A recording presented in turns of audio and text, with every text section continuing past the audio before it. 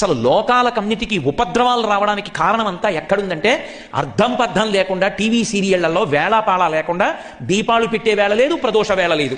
సాయంకాలం అయ్యేటప్పటికీ పెద్ద రచయితలమని చెప్పి వీళ్ళు బయలుదేరి అక్కర్లేని మాటలు చెప్పించడం, మంగళసూత్రాల మీద చేతులు వేయించడం, కోట్ల మంది దాన్ని చూడడం.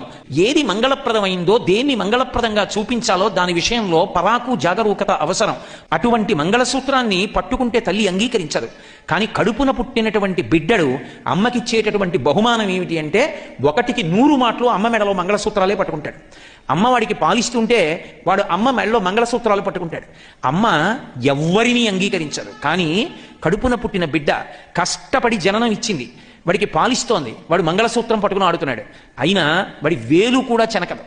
పూల పొట్లం విప్పినట్టు జాగ్రత్తగా వేళ్లు విప్పి ఆ చేతిని ముద్దు పెట్టుకుని మంగళసూత్రాలు వాడికి దొరకకుండా లోపలికి వేసేసుకుంటుంది తప్ప తన మంగళసూత్రం పట్టుకున్నాడని